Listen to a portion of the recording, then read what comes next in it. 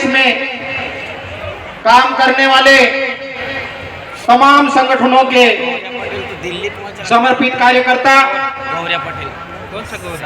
भारत देश में कार्यरत तमाम राजनीतिक विचारधारा को मानने वाले और उनके जनप्रतिनिधि, आदिवासी एकता परिषद के अध्यक्ष मंडल के सदस्य, नंबर लग गया, युवा साथी,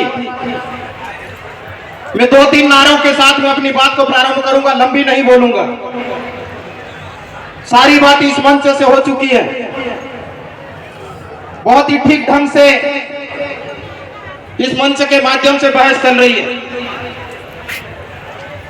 मेरा नारा ही मेरा भाषण है, प्रतिसाद देंगे तो मैसेज मिलेगा। आदिवासी एकता परिषद जो आज से 32 साल पहले समाज के कुछ दूरदर्शी लोगों ने एक सोच के साथ में आदिवासी समाज को, जो उसकी सही दिशा है, दुनिया के सामने रखने का प्रयास किया और धीरे धीरे यह कारवां बढ़ता गया।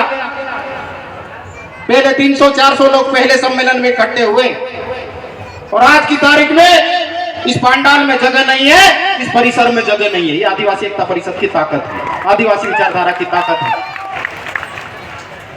आदिवासी एकता जिंदाबाद, जिंदाबाद। उधर पीछे से आवाज नहीं आ रही है, हम लोग यूनिटी के साथ में बैठे हैं यहाँ लोग।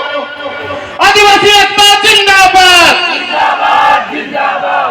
आदिवासी एकता परिषद की नारी शक्ति ने, आदिवासी एकता परिषद ने हर वर्ग से नेतृत्व तैयार करने का प्रयास किया है।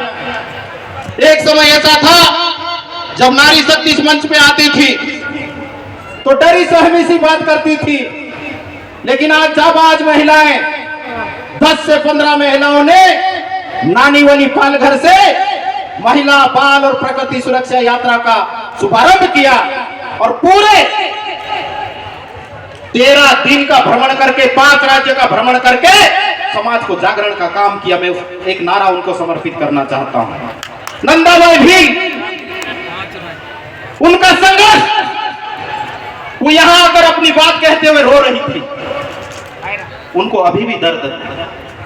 मेरा समाज जिस बात के लिए लड़ना चाहिए वहां लड़ नहीं रहा है और जहां नहीं लड़ना चाहिए वहां लड़ रहा है। तो ये नारा मेरा उनको समर्पित है। महिलाओं की रक्षा कौन करेगा? हम करेंगे, हम करेंगे। आवाज नहीं आ रही है, नारे में दम नहीं होगा तो लड़ाई में भी दम नहीं होगा। महिलाओं की रक्षा कौन करेगा? हम करेंगे, हम करेंगे। संविधान की रक्षा कौन करेगा? हम करेंगे, हम करेंगे। भारत देश की रक्षा कौन करेगा? हम करेंगे, हम करेंगे। प्रकृति की रक्षा कौन करेगा? हम करेंगे, हम करेंगे। शुक्रिया साथियों। दिन भर हम भी कभी इस मंच के हिस्सा हुआ करते थे, लेकिन बोलने से ज्यादा सुनना जरूरी होता है। मेरे समाज के कार्यकर्ताओं के पास में सुनने की क्षमता नहीं है, सिर्फ बोलना जानते, सुनना नहीं जानते। तो मैंने सुना और बहुत अच्छा लगा। और एक बात ट्रांसफर करने की होती है। हमने हमारी जिंदगी में सारे काम पूरी शिद्दत और ईमानदारी से किए हैं। चाहे बचपना में माता पिता के साथ में रहने की बात हो, पढ़ाई की बात हो, नौकरी की बात हो और आदिवासी एकता परिषद की बात हो, और अभी जो जवाबदारी मेरे पास में है उसको भी पूरे सिद्धांत और ईमानदारी के साथ में करना चाहता हूं। और इसलिए कहीं पे हमें मात भी मिल सकती है, लेकिन ये लड़ाई हार और जीत की नहीं है। ये लड़ाई इस समाज को जिंदा रखने की है, इस दुनिया को बचाने की है, इस प्रकृति को सुरक्षित रखने की है। तो हमको, सारे कार्यकर्ताओं को ईमानदारी रखना होगी, वफादारी रखनी होगी। जहां भी जिस जिस मंच पे आपकी बात हो पूरी निडरता के साथ में रखनी होगी। और आज के इन हालातों में समाज जागरण की वजह से आज पूरे मंच पे पॉलिटिकल डिस्कशन चल रहा है, चाहे विधानसभा हो या लोकसभा हो। कंपैरिजन कीजिए 1950 और 2025 का, कितना अंतर है। कभी जयपाल सिंह मुंडा अकेले लड़ते थे, लेकिन अभी कई जयपाल सिंह मुंडा इस समाज से निकल करके विधानसभा में भी गए हैं और पार्लियामेंट में भी गए हैं। यह प्रक्रिया का हिस्सा है, बदलाव आ रहा है, लेकिन बहुत ही सब्र के साथ में हमको काम करना होगा। आदिवासी एकता परिषद के 32 साल हुए, 32 साल में नौजवान साथी अपने यौवन के उफान पर होता है, उसको संभालने का काम हमारे बुजुर्गों को करना होगा। कहीं हम भटक तो नहीं रहे, हमारी जितनी ताकत इकट्ठी हुई कहीं ऐसा तो नहीं कि आने वाले 50 साल पीछे हम समाज को ले जाने की प्रक्रिया में आगे बढ़ रहे हैं। यह हमको मंथन करना होगा।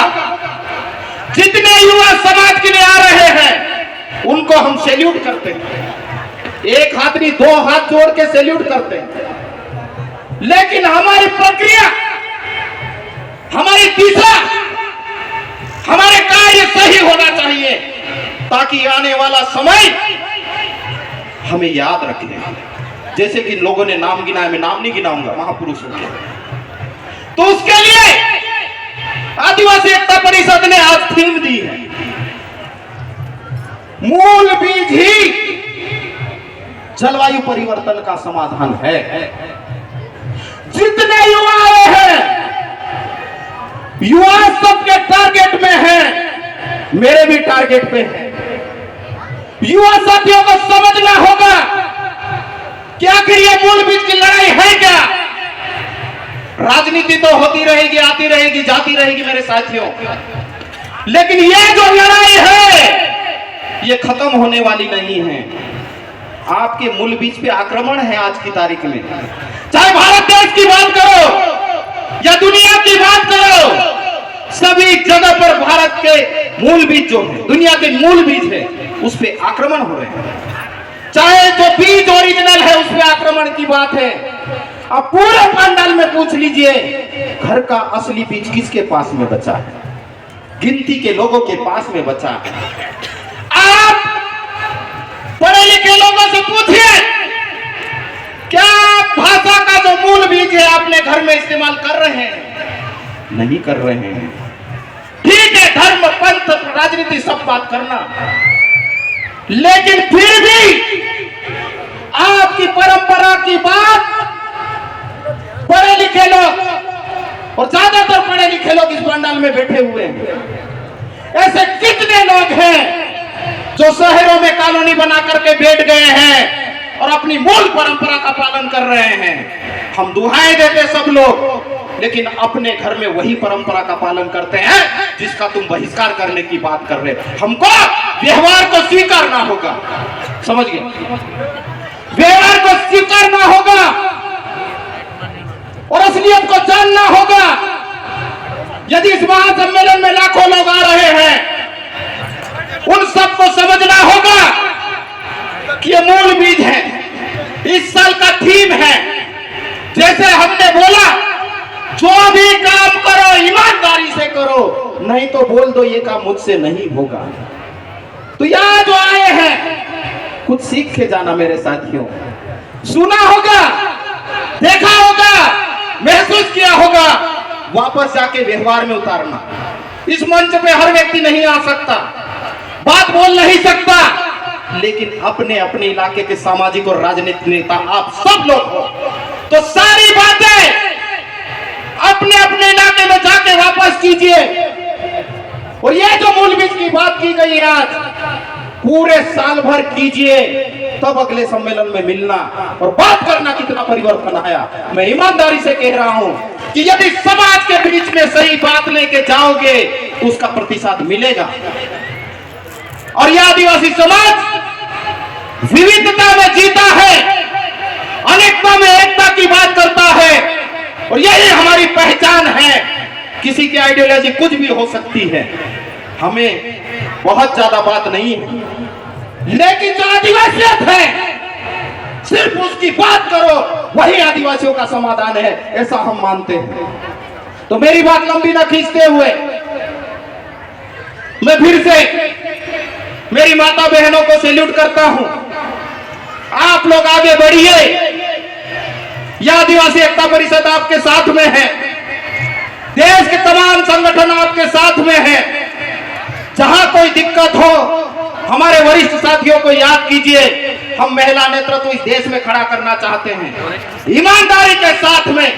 यदि महिलाओं के हाथ में नेतृत्व आ गया तो मैं सही कह रहा हूं, मूल परंपरा की मूल बीज की ओर हम लौट आएंगे।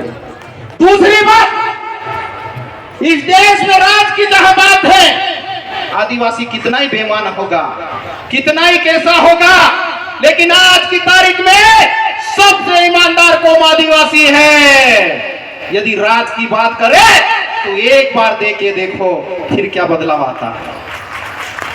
तो साथियों, बहुत सारे वक्ता हैं, सिर्फ भाषण देना काम नहीं है। आप लोग जाइए और कुछ मत कीजिए, एक ही काम कीजिए। आपके गांव की जवाबदारी आप ले लीजिए, इस मूल बीज की बात कर लीजिए, समाज में परिवर्तन ऑटोमेटिक आ जाएगा। हजारों गांव से यहाँ पर लोग आए हैं, जब हजारों गांव में परिवर्तन आएगा तो भारत देश में परिवर्तन आएगा और दुनिया में भी परिवर्तन आएगा। आपने मेरी बात को ध्यान से सुना, मैं बहुत शुक्रगुजार हूँ।